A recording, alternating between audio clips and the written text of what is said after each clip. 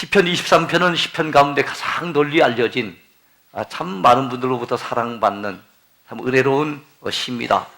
다윗이 자기 인생 말년에 자기가 살아왔던 인생을 돌아보고 회고하면서 이 모든 것은 다 하나님의 은혜였다라고 하는 신앙의 고백이 담겨 있는 간증시. 오늘 간증 집회가 있습니다만은 이 간증시가 뭐냐 하면은 바로 시편 23편입니다. 이 시는 한편의 시기도 하면서 또한 한 폭의 그림처럼 펼쳐져 있습니다. 그 그림을 보는 것처럼 그런 느낌이 듭니다. 이 시에서 다윗은 하나님이 자신의 선하신 목자라고 그렇게 고백하고 있습니다. 자기 자신은 한 마리 어린 양으로 그렇게 고백하고 있어요. 지난번에 시편 18편에서 다윗이 여호와는 나의 힘이시라고 그렇게 고백했는데, 오늘은 여호와 하나님이 나의 목자가 되십니다 라고 그렇게 고백하고 있는 거예요. 여러분, 자기 인생에 목자가 없는 사람은 길 잃은 양처럼 방황할 수밖에 없지요. 어디로 가야 될지 모르니까, 어디에 푸른 초장이 펼쳐져 있는지, 어디에 낭떠러지가 있는지 전혀 예측을 하기 어려우니까 방황할 수밖에 없어요. 답답할 수밖에 없습니다. 그러나 하나님을 자기 목자로 모신 인생은 행복한 인생입니다. 축복된 인생인 줄로 믿으시기 바랍니다. 수년 전 기독교에 귀의해서 세례를 받고 지금은 하나님을 증거하는 일에 굉장한 열심을 내서 사역하고 계시는 초대 문화부 장관이셨던 이어령 교수님을 여러분은 잘 알고 계실 겁니다. 그분이 CBS와의 인터뷰에서 세례 받을 때 그 어떤 받은 느낌, 이 느낌에 대해서 그는 이렇게 고백했습니다. 그동안 누군가에게 내 인생을 맡겨본 적이 없었습니다. 얼마나 외로운 삶이었는지 모릅니다. 혼자 바들바들 하면서 여기까지 온 내가 너무 불쌍했습니다. 나도 모르게 눈물이 나왔습니다. 나는 바울이 아닌 도마였습니다. 보지 않으면 믿지 않는 지식인이었습니다. 그러나 도마도 물에 빠지면 허우적거리며 철저한 절망의 궁극에 이르면 욥처럼 영성의 소리를 듣게 되는가 봅니다. 그동안 얼마나 잘못 살아왔고 많은 것이 부족했었는지 인간의 오만을 버린 것이 내가 크리스찬이 된 후에 겪은 가장 큰 경험입니다. 그런 얘기를 했어요. 인간의 오만을 버린 것, 이것이 크리스찬이 된 내가 겪게 된 가장 큰 변화입니다. 그런 고백을 그는 했던 거예요. 그렇습니다. 혼자 많이 배웠다고, 나름대로 똑똑하다고 혼자 힘으로 살아보려고 바들바들거리면서 달려온 인생길, 너무 외로웠다는 겁니다. 너무 힘들었다는 거예요. 근데 이제는 하나님을 만나서 하나님께 내 인생을 맡기게 되어졌으니 얼마나 감사한 일입니까? 그분은 자기 인생의 목자를 만난 것입니다. 73세의 늦은 나이에 만났지만 어쨌든 자기 인생의 목자를 만났으니 얼마나 복된 일입니까? 저와 여러분도 참으로 하나님을 목자로 만난 인생인 줄로 믿습니다. 그분의 고백처럼 의지하는 대상이 없이 혼자 힘으로 바들바들거리며 사는 사람은 목자 없는 인생이에요. 그러나 우리는 이제 목자 만난 인생이 되어졌으니 우리의 남은 생에도 목자 대신 하나님만 따라가면 됩니다. 하나님의 인도하심만 따라가면은 반드시 하나님께서 우리를 복된 길로, 의의 길로, 선한 길로 인도해 가실 줄로 믿습니다. 오늘 첫 번째 제목은요, 여호와 나의 목자, 내게 부족함 없네 하는 그런 제목입니다. 1절에 나와 있는 말씀대로 여호와 하나님이 나의 목자시니 내게는 부족함이 없습니다. 참 얼마나 멋있는 시입니까? 왜 부족함이 없을까요? 여러분, 푸른 풀밭에 누이시며 쉴 만한 물가로 나를 이끄시네. 하나님께서 푸른 풀밭, 쉴 만한 물가로 나를 이끄시니 부족함이 없다는 겁니다. 본문 1절에 나와 있죠. 다윗은 고백합니다. 여호와는 나의 목자시니 내게 부족함이 없으리로다. 그러면서 2절엔 뭐라 그럽니까? 그가 나를 푸른 풀밭에 누이시며 쉴 만한 물가로 인도하시는 도다 그랬어요. 그렇습니다. 하나님을 목자로 모신 인생은 부족함이 없습니다. 왜 부족함이 없습니까? 목자 되신 하나님께서 내 인생의 공급자가 되시어서 내 필요한 부분들을 아시고 때를 따라 공급해 주시기 때문에 부족함이 없는 줄로 믿습니다. 여기서 푸른 풀밭과 쉴만한 물가는 양들이 한가로이 풀을 뜯어 먹을 수 있는, 그리고 편히 안식을 누릴 수 있는, 너무나도 좋은 쉼터, 그것이 바로 푸른 풀밭이며 여러분 쉴만한 물가인 줄로 믿습니다. 양들을 위해서 목자가 예비한 최적의 장소, 거기서 풀을 뜯어 먹고 거기서 물을 마시다 보면은요, 양떼는 어떻겠습니까? 만족함이 있죠. 극히 만족할 수 있는 겁니다. 마찬가지로 하나님께서는 우리에게 때를 따라 필요한 것들을 공급해 주시며 때를 따라 필요한 안식을 허락해 주시어서 주 안에서 우리가 안식을 누릴 수 있도록, 참된 쉼을 경험할 수 있도록, 주 안에서 필요한 것들을 공급받을 수 있도록 하나님이 우리에게 역사해 주십니다. 그러니까 우리는 부족함이 없는 그 기쁨을 노래할 수가 있는 거지요. 이 모든 것이 하나님의 은혜인 줄로 믿습니다. 그러므로 하나님을 목자로 모신 인생은 지극한 만족을 경험할 수가 있습니다. 참된 안식을 누릴 수가 있습니다. 이런 경험을 다윗은 많이 했던 거예요. 하나님 안에서 하나님이 공급해 주시는 그 은혜, 하나님이 베풀어 주신 그 안식을 누리면서, 그래서 여호와 하나님이 나의 목자가 되시기에 나는 부족함이 없습니다 라고 고백할 수가 있었던 것입니다. 이 고백이 저와 여러분들의 고백도 됐으면 좋겠습니다. 또한 내 영혼을 소생시키시고 또 자기 이름을 위해서 의의 길로 인도하시는 하나님이세요. 하나님은 내 영혼을 어떻게 하신다고요? 소생시키시는 하나님, 의의 길로 인도해 가시는 하나님이세요. 여호와 하나님이 내 인생의 목자가 되십니다 하는 이 고백은 하나님이 내 인생에 필요한 것을 공급해 주신 공급자가 되십니다는 의미도 있지만은 하나님이 내 갈 길을 선하게 의의 길로 인도해 가시는 인도자가 되십니다 하는 그런 고백이에요. 그렇습니다. 하나님은 우리의 인도자가 되십니다.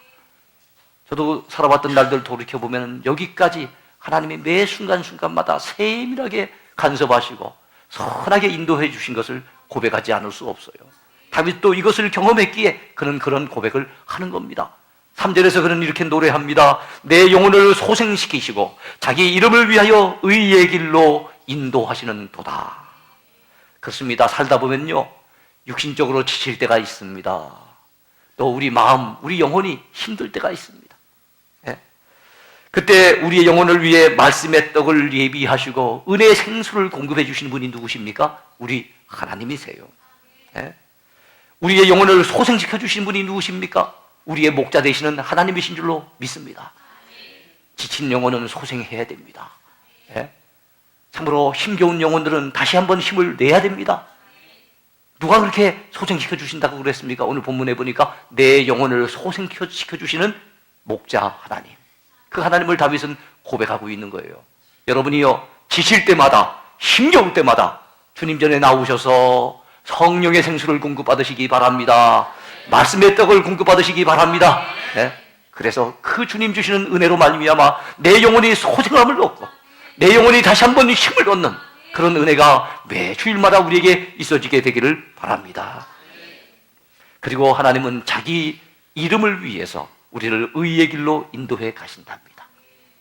여러분, 우리가 가다가 죄악된 길에 빠져버리고 망하는 길로 가게 된다면 하나님의 이름이 욕되게 되겠지요.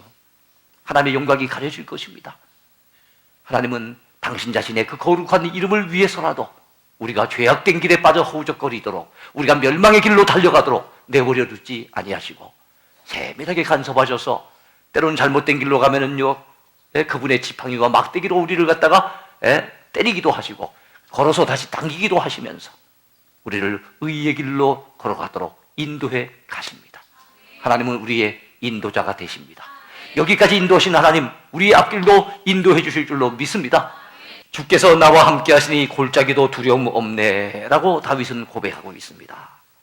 2절에서 푸른 풀밭과 쉴만한 물가가 펼쳐져 있는 모습을 우리가 봤는데 4절에 오면은요, 2절하고는 푸른 풀밭, 쉴만한 물가, 이거하고는 정반대의 그림이 펼쳐지고 있습니다. 음침한, 그래서 그 색깔 자체도 칙칙한 느낌이 드는 그런 골짜기가 펼쳐집니다. 그림 자체가 바뀌어요. 상황 자체가 바뀝니다. 여기서 무엇을 느낍니까? 아하, 다윗의 인생길에서 하나님은 다윗에게 늘 형통한 길, 평탄한 길만 허락하지는 않으셨다는 거예요. 다윗을 늘 푸른 풀밭 쉴만한 일에 물가로만 인도하신 것은 아니었다는 겁니다. 다윗이 걸어가는 그 인생길에서 다윗은 때로는 사망의 음침한 골짜기를 지나가야 되는, 그 음산한 골짜기를 갖다 지나가야 되는, 숨을 죽이면서 긴장하면서 두려워하면서 그것을 갖다 지나가야 하는 그런 순간도 많이 있었다는 것을 알 수가 있어요. 우리의 인생길로 돌아보세요. 하나님은 우리에게 좋은 길로만, 즐거운 길로만, 평탄한 길로만 그렇게 인도해 가십니까? 아니잖아요. 우리에게도 때로는 고난이 있어요. 때로는 아픔이 있고요. 때로는 슬픔도 겪어요. 때로는 우리가 정말로 예상치 못했던 그런 어려움을 당해서 우리 스스로가 놀라고 당황스러울 때도 많이 있습니다. 그러나 기억할 일이 있습니다. 그때도 하나님이 함께 하신다는 말씀입니다. 하나님은 푸른 풀밭으로만 함께 하시고, 쉴만한 물가에서만 함께 하시는 하나님이 아니라, 비록 사망의 음침한 골짜기로 우리를 이끄실 때가 있지만은 그곳에서도 우리와 함께 하시는, 우리와 더불어 동행하시는 하나님이라는 사실을 믿으시기 바랍니다. 여러분, 오늘 이 9절 가운데 4절 한번 보세요. 내가 사망의 음침한 골짜기로 다닐지라도 해를 두려워하지 않을 것은 주께서 나와 함께 하심이라. 주의 지팡이와 막대기가 나를 안위하시나이다. 여러분, 이 9절 속에서 느낄 수 있는 하나님은 어떤 하나님이십니까? 내 생명의 보호자가 되시는 하나님이세요. 하나님이 내 인생의 목자입니다 하는 것은 내 인생에 필요한 것을 공급해 주는 공급자가 되시기도 하시고, 내 갈 길을 의의 길로 이끌어 가시는 인도자가 되실 뿐만 아니라, 때로는 위험한데 어려운 환경들 속에서도 항상 불꽃 같은 눈동자로 우리를 지켜 보호해 주시는, 우리 생명의 보호자가 되신다는 그런 의미이기도 하다는 것을 믿으시기 바랍니다. 그런 의미에서 여호와는 나의 목자시니 내게 부족함이 없노라고 다윗은 그렇게 고백할 수 있었던 거예요. 사랑하는 성도 여러분, 힘든 일, 어려운 일 만날 때 하나님 멀리 계신 것 아닙니다. 때로는 이 골짜기를 갖다가 사망의 음침한 골짜기를 지나게 할 때가 있지만은, 이 골짜기는 하나님의 보호의 손길을 경험할 수 있는 최적의 장소라는 것을 기억하시기 바라요. 최적의 환경이라는 것을 기억할 수 있게 되기를 바랍니다. 평탄한 길로만 우리가 인도함을 받는다면요, 하나님이 내 인생의 보호자 되시는 사실을 놓쳐버리게 될 거예요. 근데 어려운 일을 만나고 위태한 일을 만나고 힘든 일을 경험하니까 그때 그 당시에 우리에게 살 길을 열어주시고 우리의 참 어려운 상황에서 우리를 건져내시는 그 하나님의 손길을 경험하게 될 때, 이야, 하나님이 나와 함께 계시는구나, 하나님이 과연 살아계시는구나, 하나님이 내 인생의 보호자가 되시는구나 하는 것을 느낄 수 있다는 것을 믿으시기 바랍니다. 목자를 모신 나는 너무나 행복하네. 이게 오늘 다윗이 고백하는 두 번째 주제입니다. 목자를 모신 나는 너무나도 행복하네. 여러분에게도 이런 행복이 있게 되기를 바랍니다. 자, 목자를 모신 내가 어찌 그리 행복한 이유를 아시겠습니까? 주께서 내 원수의 목전에서 내게 상을 차려주신다는 겁니다. 예수 믿는 우리가 때때로 이 세상에서 어려움을 당하고 실패를 겪으면서 때로는 기가 죽잖아요. 기가 죽을 때가 있어요. 삶의 자신감을 잃어버릴 때도 있습니다. 그때 우리 주변에 믿지 아니하는 사람들이 우리를 바라보면서 혀를 차면서 아이고, 예수 믿어봤자 아무 소용이 없다고, 때로는 우리를 갖다가 조롱하고 비웃을 때도 있습니다. 그때는 참 우리가 자존심을 많이 다치기도 하죠. 우리 자존심이 문제가 아니라 하나님의 영광을 갖다 가리게 될까 싶어서 두려워지기도 합니다. 때로는 이런 어려움을 만날 때가 있어요. 자, 그때 우리 주변 사람들이 우리를 갖다 비웃게 되어지면 우리는 스스로 자긍심을 잃어버립니다. 그리고 자기도 모르는 사이에 고개를 푹 떨구게 됩니다. 자, 그런데 우리를 사랑하시는 은혜로우신 목자 되신 하나님, 그 하나님, 우리의 이런 상황을 모르실까요? 이 상황을 지켜보시는 하나님, 그냥 그런 어려운 가운데 그대로 방치하시는 하나님이 아니십니다. 우리 하나님이 찾아오셔서 우리의 일을 개입하시고 간섭하시고 도우셔서 우리의 고개를 다시 들 수 있도록 도와주시는 하나님이세요. 참으로 우리의 신앙마저도 조롱하는 그런 자들 앞에서 결국 우리의 자존심을 회복시켜 주시는 하나님, 얼마나 행복한 일인지 모릅니다. 다윗 역시 무수히 많은 고난과 박해를 겪으면서 떠돌아다니는 신세가 되어졌을 때, 도망자의 신세가 되어져서 오랜 세월 고난을 겪고 있을 때 사람들은 다윗을 향해서 비웃었습니다. 조롱했습니다. 조소의 눈길을 보냈습니다. 근데 어떻게 됐습니까? 다윗을 죽이려고 했던 그 악한 사울왕을 하나님이 결국에는 피하시고 그 자리에 다윗을 올려주셔서 그가 왕위로 등극했을 때 얼마나 많은 사람들이 부러워했을까요? 이스라엘 역사 속에 최고의 성군으로 하나님이 만들어주셨을 때 얼마나 다윗을 갖다 많은 사람들이 우러러 보았겠습니까? 그렇습니다. 오늘 이런 경험을 했던 다윗이 본문 5절에서 뭐라 그럽니까? 주께서 내 원수의 목전에서 내게 상을 차려주셨노라고 고백하고 있어요. 원수들이 보는 가운데서 그들의 눈앞에서 하나님께서 풍성한 상을 다윗에게 차려주시더라는 거예요. 할렐루야. 그래서 고개를 푹 떨구고 도망자 신세가 돼서 다니던 이 다윗을 고개를 갖다가 들 수 있도록 어깨를 펼 수 있도록 그래서 그를 통해서 하나님의 영광을 받으신 것을 우리가 압니다. 또한 기름을 내 머리에 부으시니 내 잔이 넘치나이다 라고 다윗은 고백합니다. 기름을 내 머리에 부으시니 내 잔이 넘치나이다. 다윗은 하나님께서 부족한 자신을 위해 베풀어 주신 은혜가 부은에 넘치는 은혜라는 걸 깨달았어요. 이야, 하나님이 내게 얼마나 이 은혜를 넘치게 부어주시는지, 부은에 넘치는 은혜를 받고 보니 그는 뭐라고 표현합니까? 내 잔이 넘치나이다. 이야, 오늘 이 시 가운데 가장 아주 멋있는 표현입니다. 내 잔이 넘치나이다 라고 지금 표현하고 있는 것입니다. 그렇습니다. 참으로 하나님께서는 다윗의 목자가 되시어서 다윗의 길을 선하게 이끄시고 때를 따라 그를 도우시며 인도해 가시는데, 참으로 하나님께서 다윗에게 베풀어 주신 은혜는 다윗의 고백처럼 잔이 넘치는 은혜였는 줄로 믿습니다. 그렇습니다. 하나님의 은혜는 넘치는 은혜입니다.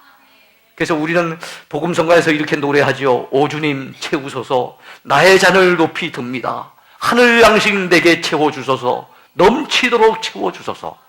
우리 이렇게 노래하지 않습니까? 그래요. 지금까지 살아왔던 삶도 은혜 넘치는 삶이었어요. 우리 앞으로 삶 가운데도 하나님이 은혜를 부어주실 줄로 믿습니다.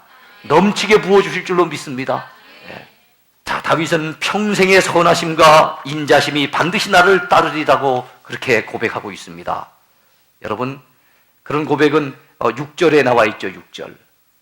시편 23편의 마지막 절인 6절의 초반부에 뭐라고 고백하고 있습니까? 내 평생의 선하심과 인자심이 반드시 나를 따르리니 라고 말씀하고 있습니다.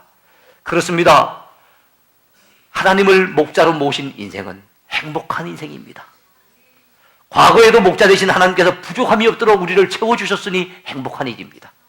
현재도 잔이 넘치도록 축복을 누리며 살 수 있게 해주시니 또한 행복한 일입니다.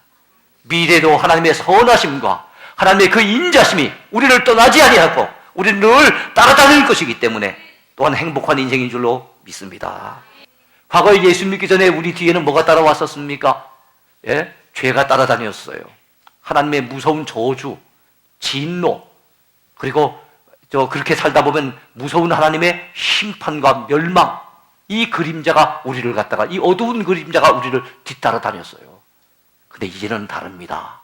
하나님을 목자로 모신 인생, 참으로 하나님을 믿고 의지하는 믿음의 사람은 하나님이 친히 목자가 되시어서 그들과 함께 하시며 그들과 동행하시며 그들을 이끌어 가시는데, 그들 뒤에는 항상 하나님의 선하심과 하나님의 인자심이 따라다닌다는 것을 믿으시기 바랍니다. 여러분, 우리가 어디를 가든지 나쁜 게 따라다닌다면 얼마나 신경 쓰이고 답답하고 힘들겠습니까? 근데 좋은 것이 따라다닌다면 너무너무 감사하잖아요. 근데 하나님의 선하심과 인자심보다 더 좋은 게 어디 있겠어요? 하나님의 그 사랑의 손길, 그죠? 하나님이 늘 함께 하시는 그 임재의 역사, 이것이 우리 삶 속에 떠나지 아니하게 됐으니 얼마나 큰 은혜인지 모릅니다. 얼마나 큰 감사 제목인지 몰라요. 이 사실을 믿으시고 감사할 수 있게 되기를 바랍니다. 자, 오늘의 결론입니다. 내가 여호와의 집에 영원히 살리로다. 여러분, 하나님을 믿고 그분을 내 인생의 목자로 모시고 사는 사람은요, 참으로 감사한 일이 많아요. 내게 부족함이 없도록 채워주시니 감사한 일입니다. 나를 의의 길로 인도해 주시니 감사합니다. 지친 내 영혼을 소생시켜 주시니 감사할 일입니다. 죽음의 골짜기를 때로는 지날 때가 있겠지요. 그러나 그때도 우리는 두려워하지 않을 수 있습니다. 왜냐하면 주께서 우리와 함께 계시기 때문에 그렇습니다. 우리의 보호자가 되시기 때문에 그렇습니다. 나를 비웃고 조롱하는 자들 앞에서 그들이 보란듯이 하나님께서 우리를 위해서 상을 차려주시니 이게 웬 은혜입니까? 이게 웬 축복입니까? 우리는 이런 행복을 누리며 사는 인생입니다. 또한 여러분, 우리에게 잔이 차고 넘치는 은혜를 부어주시니 또한 너무너무 감사한 일입니다. 무엇보다도 하나님의 그 선하심과 하나님의 그 인자심이 영원토록 우리를 떠나지 아니하고 우리 뒤를 늘 따라다니니 너무너무 감사하지요. 여러분, 이런 감사를 경험한 사람, 이런 행복을 누리는 사람은요, 스스로가 이런 고백이 터져 나오지 않을 수 없습니다. 이렇게 하나님을 향해 노래하지 않을 수 없습니다. 그것이 바로 시편 23편 맨 마지막 부분에 나오는 말씀이죠. 내가 여호와의 집에 영원히 살리로다. 하나님, 내가 주님 집을 떠나지 않겠습니다. 주님 집에서 영원히 살겠습니다. 여러분, 주님 집에는 주님이 계시잖아요. 그죠? 대통령 집에는 대통령이 계시고 부모님 집에는 부모님이 사시고 하는 것처럼 하나님의 집에는 누가 사는 거예요? 하나님. 예? 그래서 여러분, 여기서 하나님의 집이라고 하는 것은 하나님이 나와 함께 계시는 곳을 얘기하는 거예요. 그런 세상은 어디든지 될 수 있습니다. 그러나 구약 성경에서 하나님이 함께 하시는 임재 상징으로 하나님의 성막이, 다윗 때는 성전이 아직 지어지기 전이니까 성막이 있었습니다. 오늘날은 하나님의 집이 바로 하나님의 교회입니다. 예? 우리가 이 교회를 영원히 떠나지 아니하고 영원히 하나님과 함께 살리로다, 이런 고백이 저와 여러분에게 있었으면 좋겠습니다. 또 하나님이 영원히 함께 하시는 집은 바로 천국집입니다. 하나님이 예비하신, 하나님이 사시는 천국, 우리는 그곳에 들어가서 영원히 하나님과 함께 해야 될 줄로 믿습니다. 그래요. 얼마나 아름다운 고백입니까? 내가 여호와의 집에 영원히 살리로다. 내가 주님을 결단코 떠나지 않겠습니까? 주님과 더불어 함께 살기를 원합니다. 주님 모시고 살기를 원합니다. 그래요. 이런 고백이 바로 시편 23편의 고백인 거예요. 목자를 모신 다윗은 행복했습니다. 그래서 자기가 일평생 행복한 삶을 살아왔던 그 행복한 삶의 여정을 이렇게 돌아봤더니 그 길에 평탄한 길, 좋은 길, 즐거운 일만 있었던 것은 아닌 것 같아요. 때로는 사망의 심한 골짜기를 지나오는 어려운 장면들도 많이 엿보이지만 그럼에도 불구하고 다윗은 자기의 인생을 돌이켜보면서 하나님이 나의 목자가 되셨기에 내 인생은 부족함이 없었습니다 라고 고백하고 있습니다. 그리고 지금도 부족함이 없습니다 라고 고백합니다. 그리고 미래도 하나님의 선하심과 인자심이 나를 늘 따라다니기 때문에 부족함이 없을 것입니다 라고 고백하고 있는 거예요. 그래서 내가 이제는 영원히 하나님의 집에 살겠습니다 라고 고백하는 것이죠. 여러분, 다윗의 이 고백이 저와 여러분의 고백이 됐으면 좋겠습니다. 다윗처럼 우리에게도 하나님은 목자가 되어 주십니다. 우리는 목자를 모신 인생입니다. 얼마나 복된 인생인지 몰라요. 이제 우리가 목자 되신 주님만 따라가는 복된 성도가 되길 바랍니다.